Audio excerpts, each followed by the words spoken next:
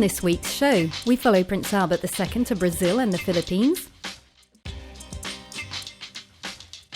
We discover an economic mission in Sao Paulo. And finally, we follow some children who were invited to the Fairmont Kitchens.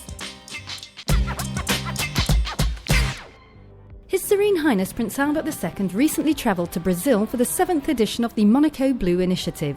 This international event brings together those who work on protecting ecosystems.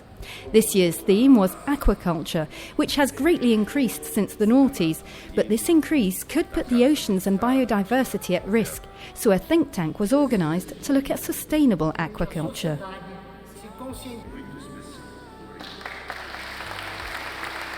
Je crois que le maître mot est effectivement raisonné.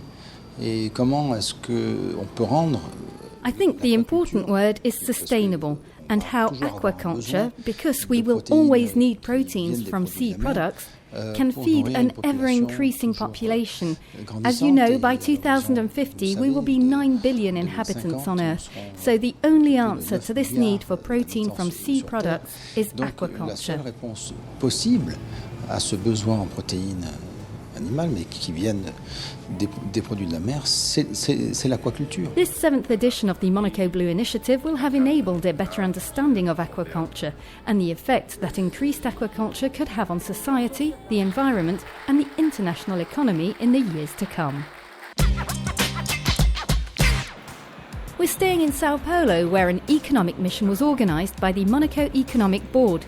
The MEB is focusing on Latin America this year, as Brazil is a sought-after destination for Monegasque entrepreneurs. Finance, new technologies and international commerce were all sectors which were represented during this trip. Conferences were organised to get to know this country and its economic policies better, as well as meetings with local businessmen. Some business links were initiated between the Monegasques and the Brazilians, and a cooperation agreement was also signed between FEComércio and the Monaco Chamber of Commerce, an agreement that is hoped will make it easier for companies from the two countries to work together. After visiting Brazil, the Sovereign Prince headed for the Philippines for his first ever official visit to this country as head of state. The aim was to reinforce the economic links between the two countries, links that have officially existed for 10 years now. The Sovereign Prince first wanted to pay tribute to José Rizal, hero of the Philippines nation. He then visited President Aquino, along with a delegation, for a working meeting before witnessing the signature of an outline convention agreement between Monaco and the Philippines. It's a very generic cooperation agreement which will allow us to start working on things such as environmental issues. As you know, this is very important for our Sovereign Prince, as well as other areas such as the economy and science. It will allow Monegasque companies to get closer to Filipino companies and vice versa. And Mr. Dotter is here too with the Monaco Economic Board to talk about this.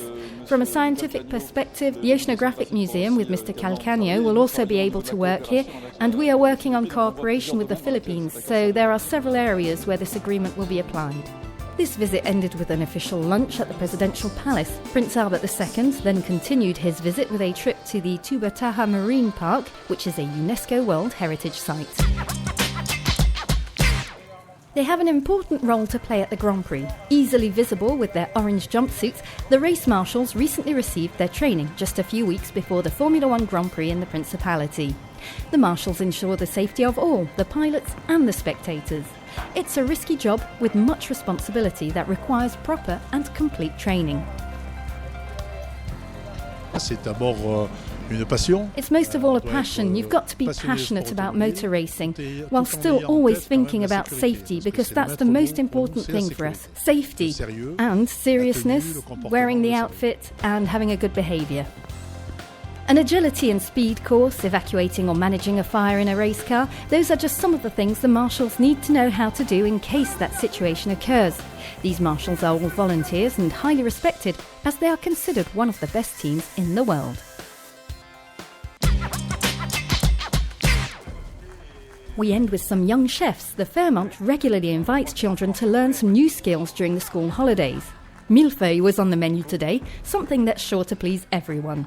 And these workshops also reveal that some of the kids discovered their vocation. Time to go. See you next week.